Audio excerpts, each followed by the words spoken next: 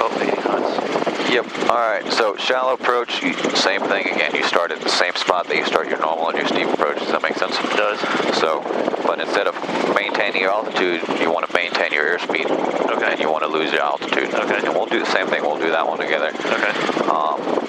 Every shallow approach, you can obviously take it to a hover, but it's pretty pointless because if you have to do a shallow approach, you want to do a shallow approach with a run-on landing in case you lose your magneto or have a stuck valve where you don't have enough power to hover, but you have enough power to bring it in. Okay.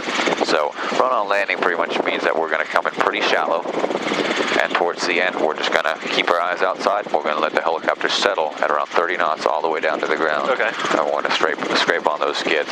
So you're doing this one, right? Just follow me along. Okay.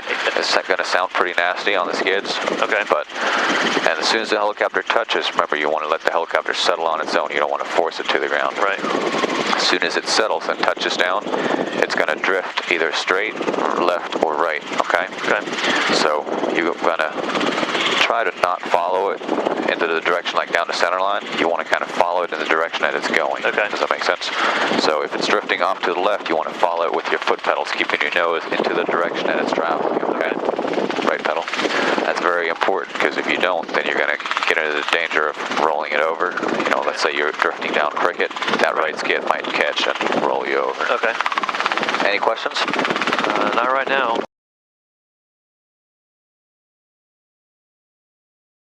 A little bit of right pedal as you reduce that collective. Yep. You don't want to kind of shoot on it. You just kind of want to keep that descent going. Does that make sense? As you notice, we're coming in pretty shallow, which is perfect. So let's say, we're coming in, everything's looking pretty good. Halfway down, you want to slowly start working your airspeed back. Okay. Doesn't matter at all where we touch down as long as we're stopped within a reasonable amount of time, okay?